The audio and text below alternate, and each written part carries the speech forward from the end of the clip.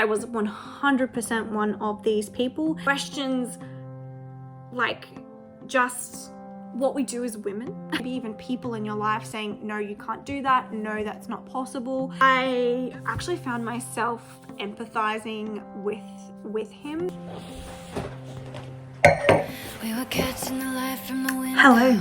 Looking up, you driving. Hi everyone, welcome back to another video. It is Wednesday night, so I'm wondering if I should name this like a wind down Wednesday night series.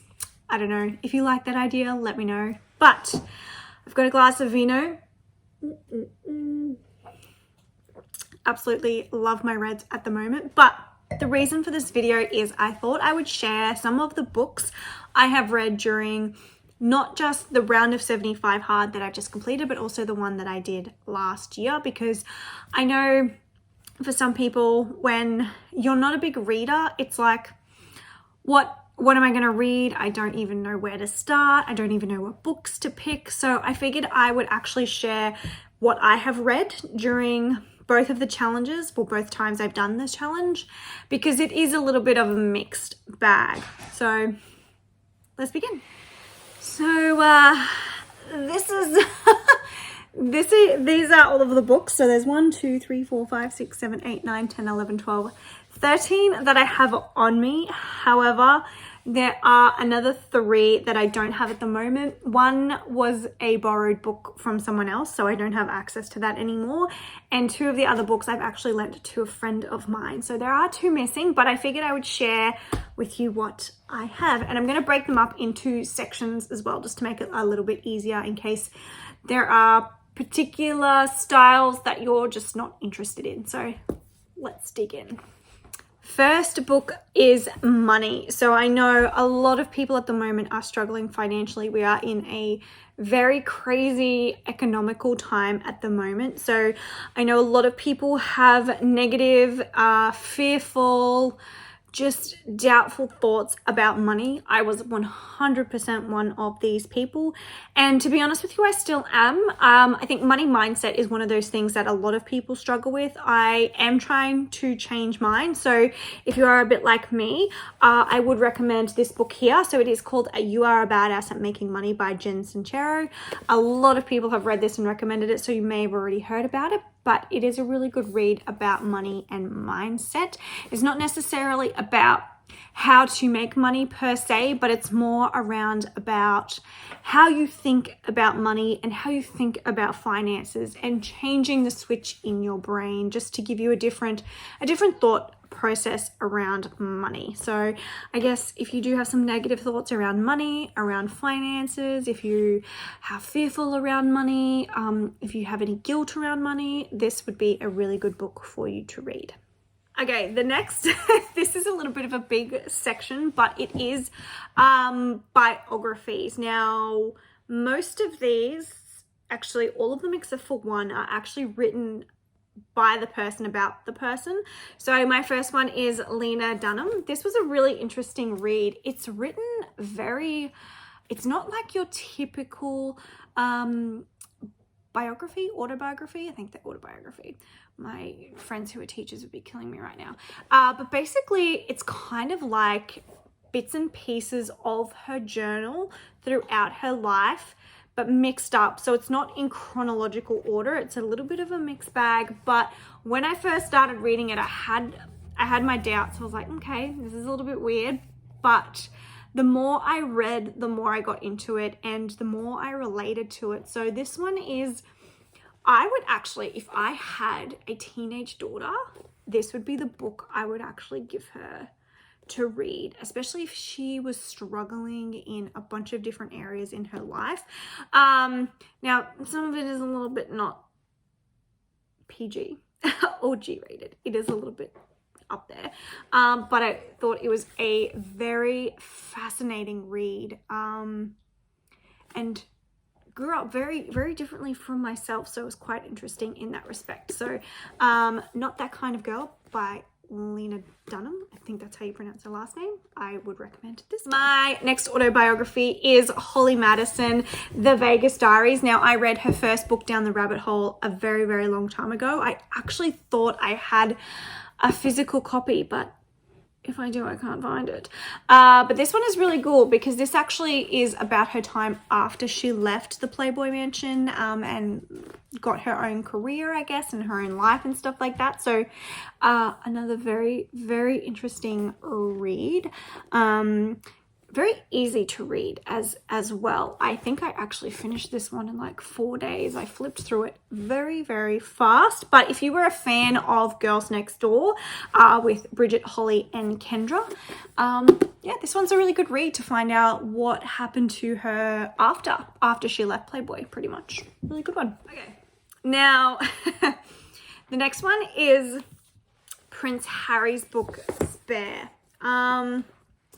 I think if you are a huge fan of the royal family, you may go into this with some biased opinions. I just went into this. I'm not like a royal follower or like crazy about the royal family. So I kind of went in this with not really expecting what it was about. I mean, obviously I know what's going on with the royal family. They're all over the media. But this was a really good read. A lot of the reviews talk about this being him having a massive, like just being a bit sooky and whingy, but I didn't get that from this book.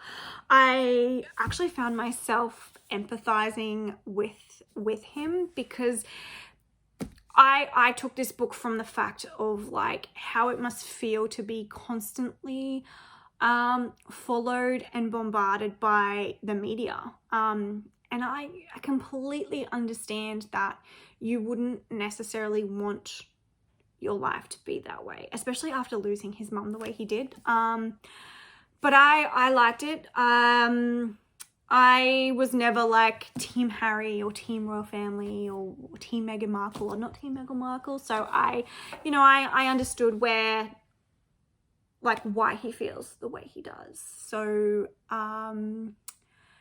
I think if you are a royalist, is that what they call them? A royalist? Or someone who is more probably super pro like King Charles and Prince William and stuff like that. I think if you are going to read this, please go in with an open mind and an open heart.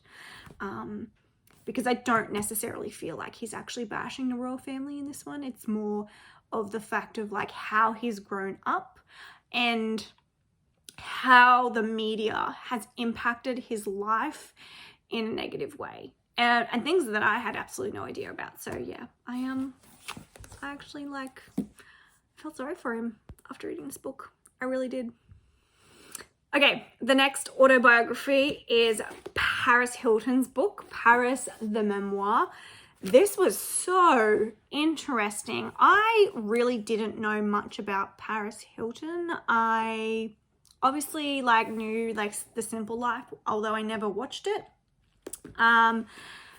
It was crazy to read about what happened to her in her late teenage years. I kind of don't want to spoil it because I honestly think you should read it. As I was flipping through, I was like, this has got to be fake.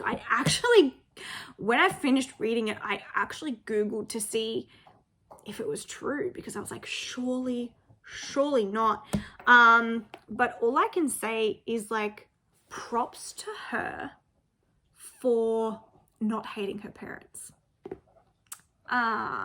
As harsh as that sounds, because I think if I had gone through what she had gone through, it would be very hard for me to forgive them. And that's all I'll say, because honestly, you should read it. It was hard to put down, I'm not gonna lie. Okay, the next book is by Glennon Doyle. So I actually didn't know much about her when I started reading this book. I can't remember why. I think because I saw it on a recommendations list as to reason why I bought it. But it was it's like an autobiography / self-help / questions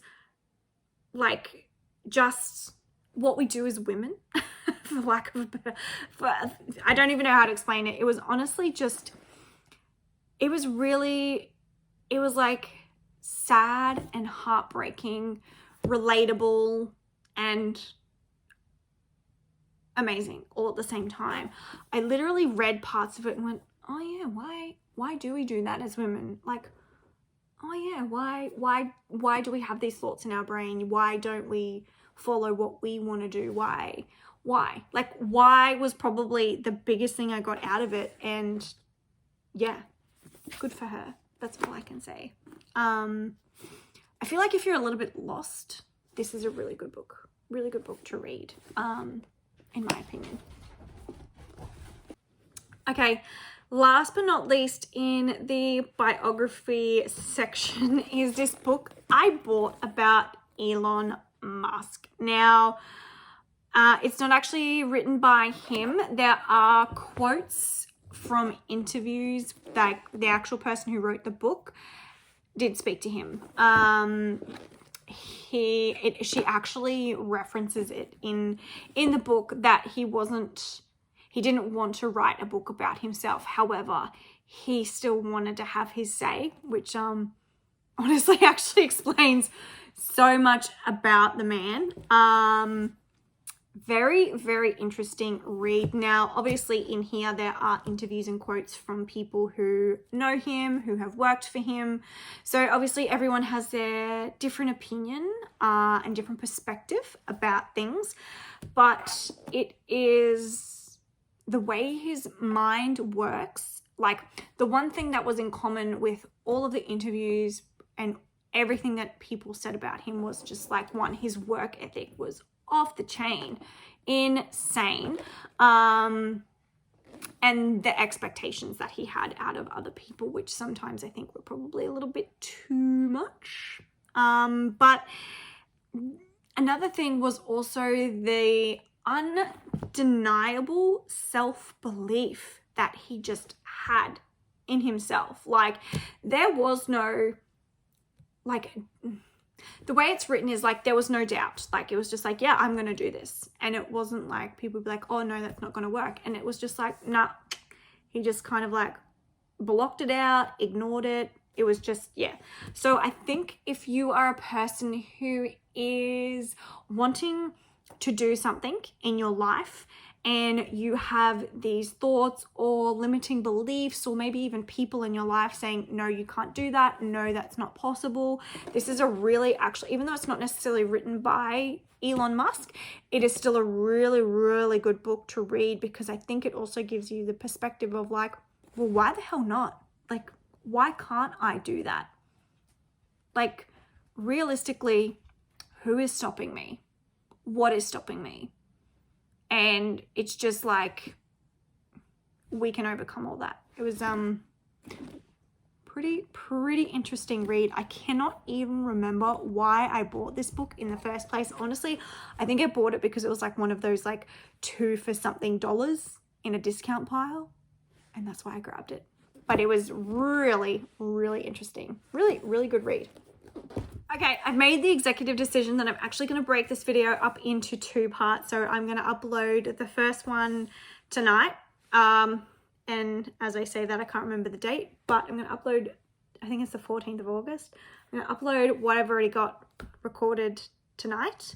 And then I'm going to do part 2 next week. So next week's books are all self-development, mindset, self-help, manifestation types of books. So I'm going to put that in a video that we'll upload next Wednesday. So hopefully you will stick around for that one, but hopefully you like what I've already spoken about. I just don't want this video to be like 20 minutes long, because the rest of the books I want to talk about, some of them honestly like changed my life.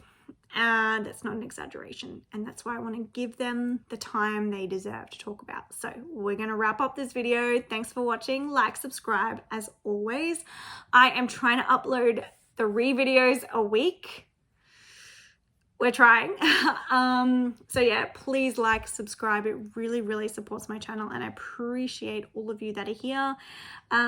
If you actually have a book recommendation as well that you would like to share, please leave it in the comments. I love reading, whether it is fiction, non-fiction, biographies, medical journals. Like, honestly, I love reading. So if you actually have a book that you have loved, that has really changed your life or inspired you in any shape or form, please leave it in the comments. I will more than likely read it, and I will see you in my next video. Thank you for watching and have a good night. Cheers to midweek Wind Down Wednesday.